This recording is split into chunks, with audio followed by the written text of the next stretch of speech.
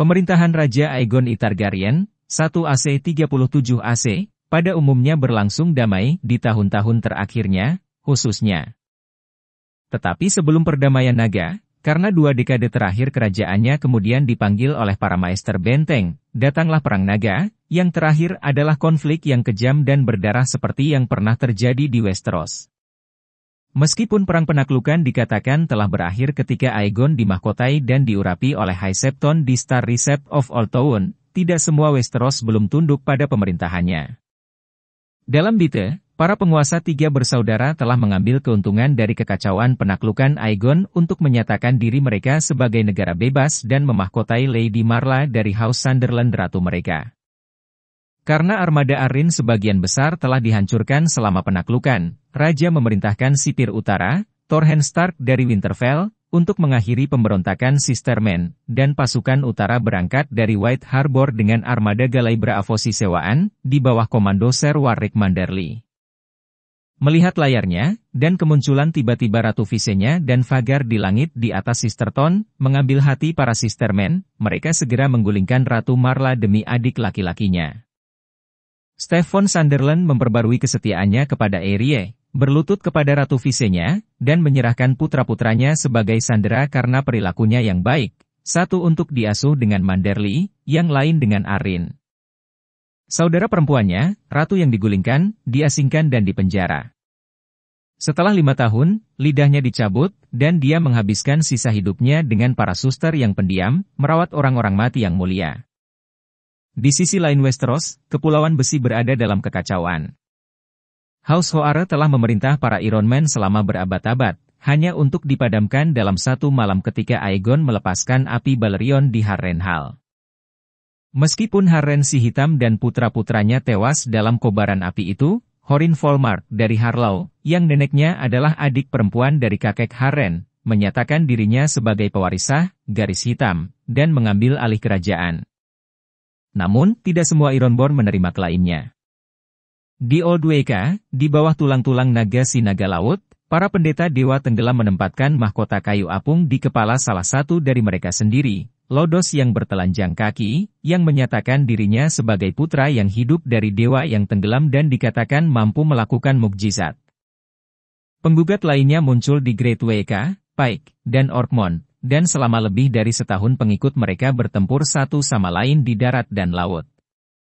Dikatakan bahwa perairan di antara pulau-pulau itu begitu penuh dengan mayat sehingga Krakens muncul ratusan, ditarik oleh darah. Aegon Targaryen mengakhiri pertempuran. Dia turun di pulau-pulau di 2AC, mengendarai Balerion. Bersamanya datang armada perang Arbor, Highgarden, dan Lannisport, dan bahkan beberapa kapal panjang dari Pulau Beruang yang dikirim oleh Torrhen Stark.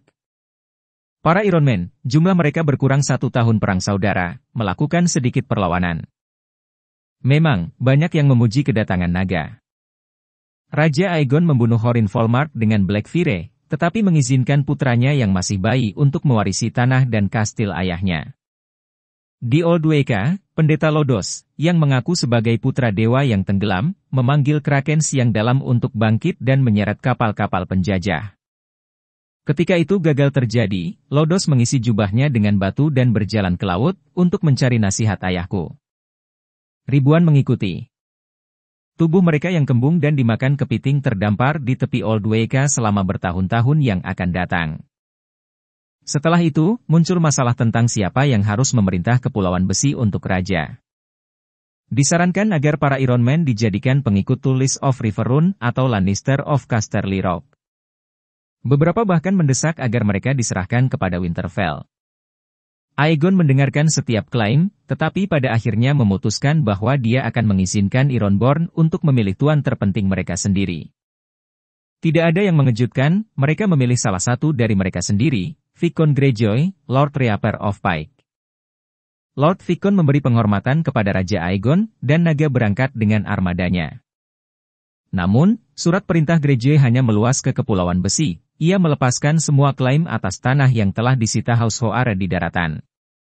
Aegon memberikan kastil Harrenhal yang hancur dan wilayahnya kepada Ser Quentyn Coherys, tuannya di Dragonstone, tetapi mengharuskannya untuk menerima Lord Edmund Tully dari Riverrun sebagai tuan tanahnya. Lord Quentin yang baru dibuat memiliki 2 putra yang kuat dan seorang cucu yang gemuk untuk memastikan suksesi. Tetapi karena istri pertamanya telah dibawa oleh demam tutul 3 tahun sebelumnya, dia lebih lanjut setuju untuk mengambil salah satu putri Lord Tully sebagai pengantinnya. Dengan penyerahan Three Sisters dan Kepulauan Besi, semua Westeros di selatan tembok sekarang diperintah oleh Aegon Targaryen, kecuali Dorne sendiri. Jadi bagi Dorne naga selanjutnya mengalihkan perhatiannya. Aegon pertama kali berusaha memenangkan Dornishmen dengan kata-kata, mengirim delegasi bangsawan tinggi, Maester, dan Septon ke Sunspear untuk memperlakukan dengan Putri Meria Martell, yang disebut Kodok Kuning Dorne, dan membujuknya tentang keuntungan bergabung dengan wilayahnya ke wilayahnya. Negosiasi mereka berlanjut untuk bagian terbaik dari setahun, tetapi tidak mencapai apa-apa. Awal Perang Dornish pertama umumnya ditetapkan pada 4 AC, ketika Rhaenys Targaryen kembali ke Dorne. Kali ini dia datang dengan api dan darah, seperti yang dia ancam. Mengendarai Merases, Ratu turun dari langit biru jernih dan membakar kota Planki. Api melompat dari perahu ke perahu sampai seluruh mulut Grey and Blood tersedak oleh armada yang terbakar, dan pilar asap bisa dilihat sejauh Sunspear. Para penghuni kota terapung turun ke sungai untuk berlindung dari api, jadi kurang dari 100 tewas dalam serangan itu, dan kebanyakan dari mereka tenggelam daripada api naga. Tetapi darah pertama telah ditumpahkan. Di tempat lain, Orys Baratheon memimpin 1000 ksatria yang dipilih ke Boneway, sementara Aegon sendiri berbaris melalui Prince Espas di kepala pasukan 30.000 kuat, dipimpin oleh hampir 2.000 ksatria berkuda dan 300 raja dan panji. Lord Harlan Tyrell, sipir selatan, terdengar mengatakan bahwa mereka memiliki kekuatan lebih dari cukup untuk menghancurkan pasukan Dornish yang mencoba berdiri di depan mereka, bahkan tanpa Aegon dan Balerion. Tidak diragukan lagi dia memiliki hak untuk itu, tetapi masalah itu tidak pernah terbukti, karena Dornishmen tidak pernah menawarkan pertempuran. Sebaliknya mereka mundur di hadapan tuan rumah Raja Aegon, membakar tanaman mereka di ladang dan meracuni setiap sumur. Para penjajah menemukan menara pengawas Dornish di Pegunungan Merah diremehkan dan ditinggalkan. Di lintasan tinggi, barisan depan Aegon menemukan jalannya terhalang oleh dinding bangkai domba, dicukur semua wall dan terlalu busuk untuk dimakan. Tentara raja sudah kehabisan makanan dan makanan ternak pada saat mereka muncul dari Prince Espas untuk menghadapi pasir Dornish. Di sana Aegon membagi pasukannya, mengirim Lord Tyrell ke selatan melawan Uthor Uller, Lord of the Hellhold. Sementara dia sendiri berbelok ke timur, untuk mengepung Lord Fowler di Gunung Skyreach-nya. Itu adalah tahun kedua musim gugur, dan musim dingin dianggap sudah dekat. Pada musim itu, para penjajah berharap, panas di padang pasir akan berkurang, air lebih berlimpah. Tapi matahari Dornish terbukti tak henti-hentinya saat Lord Tyrell berbaris menuju Hellhold. Dalam panas seperti itu, pria minum lebih banyak, dan setiap lubang air dan oasis di jalur tentara telah diracuni. Kuda mulai mati, lebih banyak setiap hari, diikuti oleh penunggangnya. Para ksatria yang bangga membuang spanduk mereka, perisai mereka, baju besi mereka. Lord Tyrell kehilangan seperempat anak buahnya dan hampir semua kudanya ke pasir Dornish, dan ketika akhirnya dia mencapai Hellhold, dia menemukannya ditinggalkan. Serangan Orys Baratheon bernasib sedikit lebih baik. Kuda-kudanya berjuang di lereng berbatu dari celah sempit yang berkelok-kelok, tetapi banyak yang menolak keras sepenuhnya ketika mereka mencapai bagian jalan yang paling curam, di mana Dornish telah memahat langkah-langkah ke pegunungan. Batu-batu besar menghujani ksatria tangan dari atas, pekerjaan para pembela yang tidak pernah dilihat oleh para Stormlanders. Di mana Boneway menyeberangi sungai Whale, pemanah Dornish tiba-tiba muncul ketika kolom itu berjalan melintasi jembatan, dan panah menghujani ribuan orang. Ketika Lord Orys memerintahkan anak buahnya untuk mundur, sebuah batu besar memotong retret mereka. Tanpa jalan ke depan dan tidak ada jalan kembali, para Stormlander dibantai seperti babi di kandang. Orys Baratheon sendiri selamat, bersama dengan selusin bangsawan lain yang dianggap sepadan dengan tebusan, tetapi mereka mendapati diri mereka tawanan Whale of Whale, penguasa gunung buas yang disebut Widowlover. Raja Aegon sendiri lebih sukses. Berbaris ke arah timur melalui kaki bukit, di mana limpasan dari ketinggian menyediakan air dan permainan berlimpah di lembah-lembah, Ia mengambil kastil Skyreach dengan badai, memenangkan Ironwood setelah pengepungan singkat. Lord of the Tor baru saja meninggal, dan pelayannya menyerah tanpa perlawanan. Lebih jauh ke timur, Lord Toland dari Ghost Hill mengirim juaranya untuk menantang raja dalam pertempuran tunggal. Aegon menerima dan membunuh pria itu, hanya untuk mengetahui setelah itu bahwa dia bukan juara Toland, tetapi bodohnya. Lord Toland sendiri telah pergi. Seperti Maria Martell, putri Dorne, ketika Raja Aegon turun ke Sunspear di Balerion, untuk menemukan saudara perempuannya Rhaenys di sana sebelum dia. Setelah membakar kota Planki, dia telah mengambil Lemonwood, Spotswood, dan Stinkwater, menerima penghormatan dari wanita tua dan anak-anak, tetapi tidak menemukan musuh yang sebenarnya. Bahkan kota bayangan di luar tembok Sunspear setengah sepi, dan tidak ada dari mereka yang tersisa akan mengakui pengetahuan tentang keberadaan para bangsawan dan putri Dornish.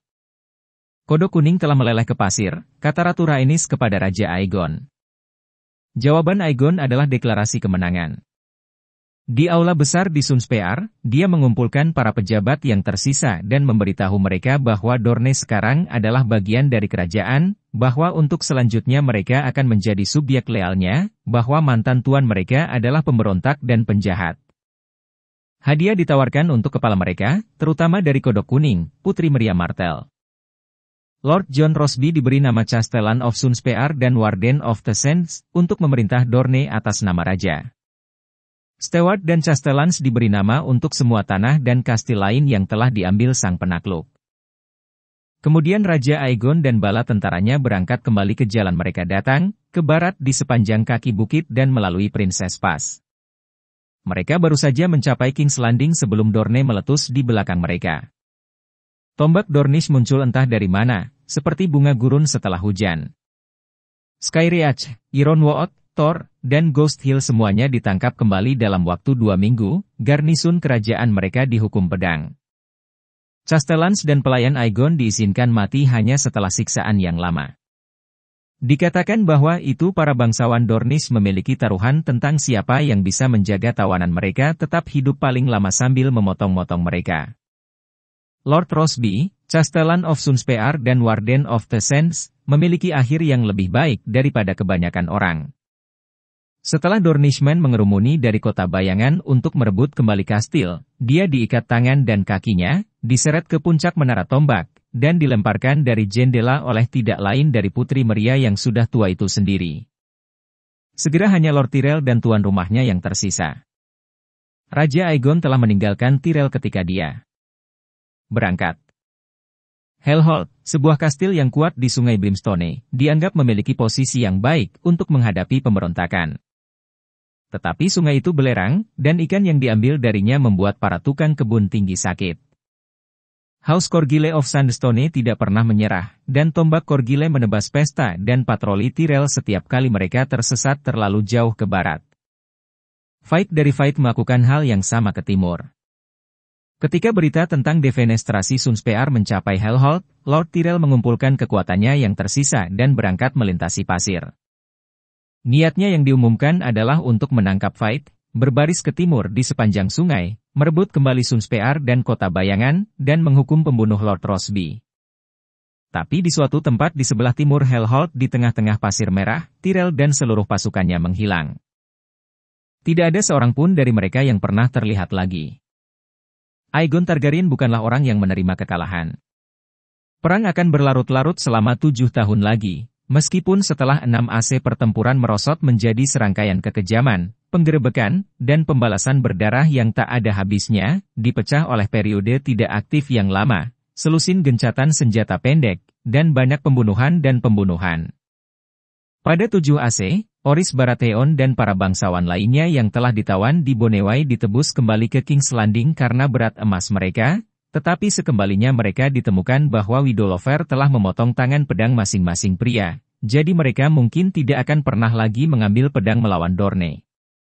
Sebagai pembalasan, Raja Aegon sendiri turun ke Gunung WLS dengan Balerion, dan mengurangi setengah lusin menara dan menara pengawas mereka menjadi tumpukan batu cair.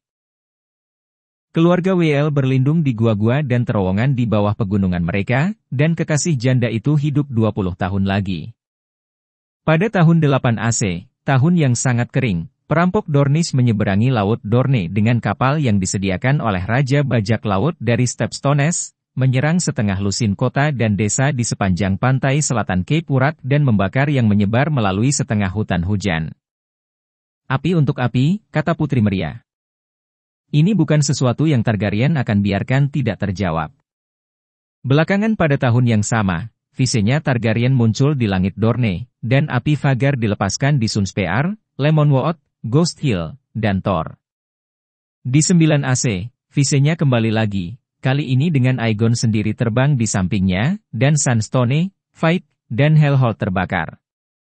Jawaban Dornish datang tahun berikutnya, ketika Lord Fowler memimpin pasukan melalui Princess Pass dan masuk ke Reach, bergerak begitu cepat sehingga dia mampu membakar selusin desa dan merebut kastil perbatasan besar Niksong sebelum para penguasa pawai menyadari bahwa musuh ada pada mereka.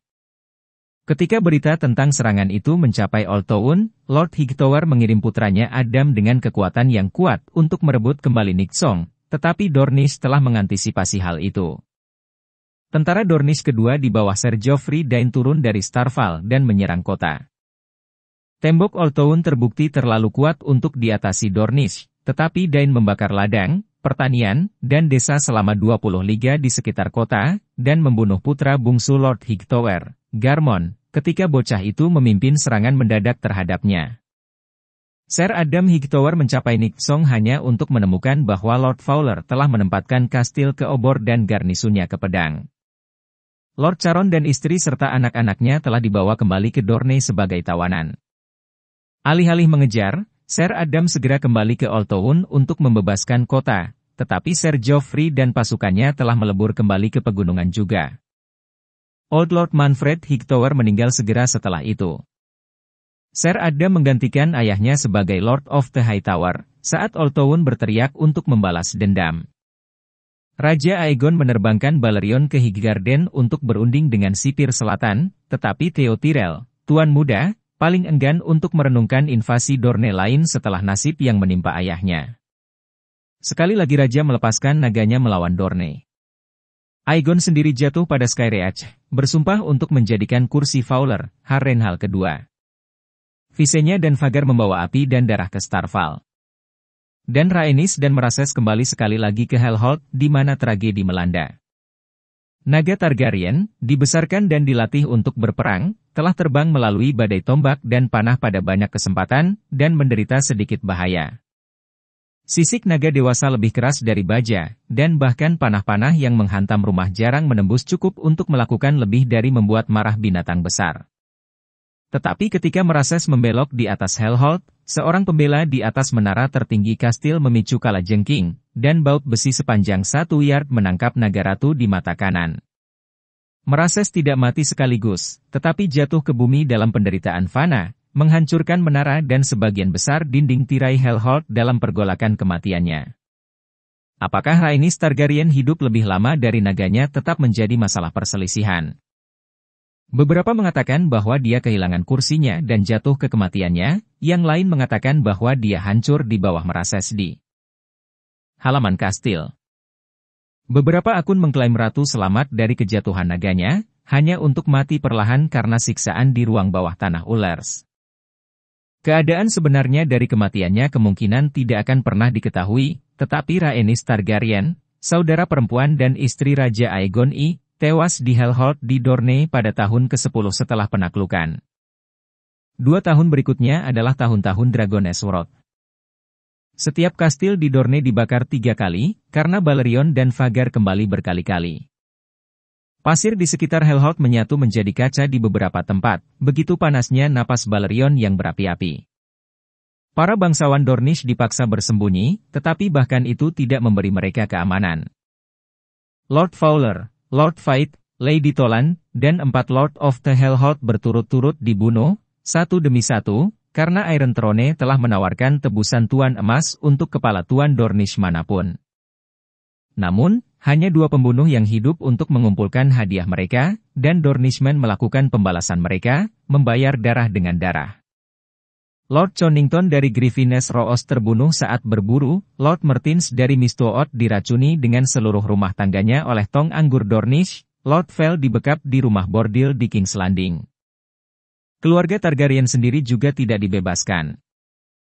Raja diserang 3 kali, dan akan jatuh pada 2 kesempatan itu kecuali untuk para pengawalnya. Ratu Visenya ditetapkan pada suatu malam di King's Landing. 2 pengawalnya dibunuh sebelum Visenya sendiri menebas penyerang terakhir dengan Dark Sister. Tindakan paling terkenal dari zaman berdarah itu terjadi pada tahun 12 AC, ketika Wael of Wael, kekasih janda, tiba tanpa diundang di pernikahan Sir Jon Chafferen, pewaris Fountain, dengan Alice Oaheart, putri Lord of Old Oak.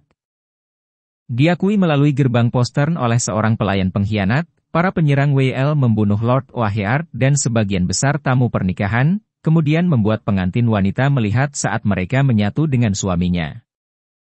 Setelah itu mereka bergantian memperkosa Lady Alice dan pelayannya, kemudian membawa mereka pergi dan menjualnya kepada seorang budak miris. Pada saat itu Dorne adalah gurun yang berasap, dilanda kelaparan, wabah, dan penyakit busuk. Tanah yang diledakkan, pedagang dari kota bebas menyebutnya.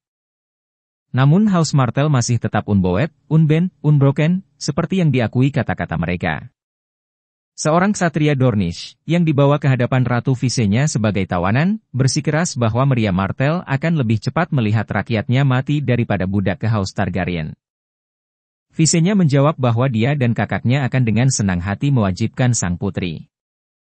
Usia dan kesehatan yang buruk akhirnya melakukan apa yang naga dan tentara tidak bisa. Pada 13 AC, Meriah Martell, kodok kuning Dorne, meninggal abad, sementara memiliki hubungan intim dengan kuda jantan, musuh-musuhnya bersikeras. Putranya Nimor menggantikannya sebagai Lord of Sunspear dan Prince of Dorne. 60 tahun, kesehatannya sudah menurun, Pangeran Dornish yang baru tidak memiliki nafsu untuk pembantaian lebih lanjut. Dia memulai pemerintahannya dengan mengirim delegasi ke King's Landing, untuk mengembalikan tengkorak naga Merases dan menawarkan Raja Aegon persyaratan perdamaian. Pewarisnya sendiri, putrinya Deria, memimpin kedutaan. Proposal perdamaian Pangeran Nimor menghadapi tentangan kuat di King's Landing. Ratu Visenya sangat keras melawan mereka. Tidak ada kedamaian tanpa ketundukan, katanya, dan teman-temannya di Dewan Raja menggemakan kata-katanya. Oris Baratheon, yang telah menjadi bengkok dan pahit di tahun-tahun terakhirnya, berpendapat untuk mengirim putri Deria kembali ke ayahnya kurang membantu. Lord Oaheart mengirim seekor gagak, menyarankan agar gadis Dornish dijual ke rumah bordil paling kejam di King's Landing, sampai setiap pengemis di kota itu merasa senang padanya. Aegon Targaryen menolak semua proposal tersebut, putri Deria datang sebagai utusan di bawah panji perdamaian dan tidak akan menderita kerugian di bawah atapnya, dia bersumpah. Raja lelah berperang, semua orang setuju, tetapi memberikan perdamaian kepada Dornishmen tanpa penyerahan sama saja dengan mengatakan bahwa saudara perempuan tercintanya Rhaenys telah mati, bahwa semua darah dan kematian.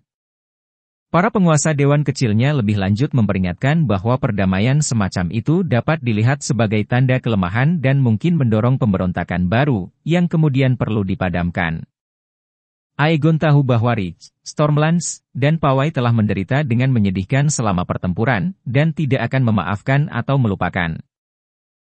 Bahkan di King's Landing, Raja tidak berani membiarkan Dornish di luar Aegon Fort tanpa pengawalan yang kuat, karena takut rakyat kecil kota akan mencabik-cabik mereka.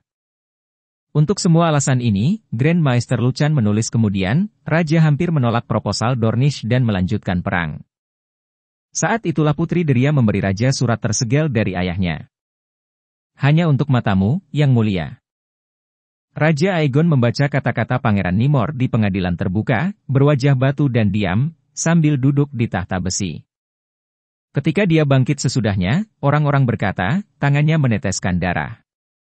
Dia membakar surat itu dan tidak pernah membicarakannya lagi, tetapi malam itu dia menaiki Balerion dan terbang melintasi perairan Blackwater Bay, ke Dragonstone di atas gunungnya yang berasap. Ketika dia kembali keesokan paginya, Aegon Targaryen menyetujui persyaratan yang diusulkan oleh Nimor. Segera setelah itu ia menandatangani perjanjian perdamaian abadi dengan Dorne. Sampai hari ini, tidak ada yang bisa mengatakan dengan pasti apa yang mungkin ada dalam surat Deria. Beberapa mengklaim itu adalah permohonan sederhana dari satu ayah ke ayah lainnya, kata-kata tulus yang menyentuh hati Raja Aegon. Yang lain bersikeras itu adalah daftar semua bangsawan dan ksatria bangsawan yang telah kehilangan nyawa mereka selama perang. Septon tertentu bahkan melangkah lebih jauh dengan menyarankan bahwa surat itu diserap, bahwa itu telah ditulis oleh Kodok Kuning sebelum kematiannya, menggunakan botol darah Ratu Rhaenys sendiri untuk tinta, sehingga raja tidak akan berdaya untuk menolak sihir jahatnya. Grand Maester Clegg, yang datang ke King's Landing bertahun-tahun kemudian, menyimpulkan bahwa Dorne tidak lagi memiliki kekuatan untuk bertarung. Didorong oleh keputusasaan, Clegg menyarankan, Pangeran Nimor mungkin telah mengancam bahwa, jika perdamaiannya ditolak, dia akan melibatkan pria tanpa wajah Braavos untuk membunuh putra dan pewaris Raja Aegon, putra Ratu Rhaenys, Aenys, yang saat itu berusia 6 tahun. Mungkin begitu, tetapi tidak ada orang yang akan benar-benar tahu. Maka berakhirlah Perang Dornish pertama, 413 AC. Kodok Kuning Dorne telah melakukan apa yang Haren Si Hitam, Dua Raja, dan Torrhen Stark tidak bisa, dia telah mengalahkan Aegon Targaryen dan naga-naganya. Namun di utara Pegunungan Merah, taktiknya hanya mendapatkan cemoohan. Keberanian Dornish menjadi nama mengejek untuk pengecut di antara para penguasa dan ksatria kerajaan Aegon. Kodok melompat ke lubangnya ketika terancam, tulis seorang juru tulis. Yang lain berkata, Meria bertarung seperti seorang wanita, dengan kebohongan dan pengkhianatan dan sihir.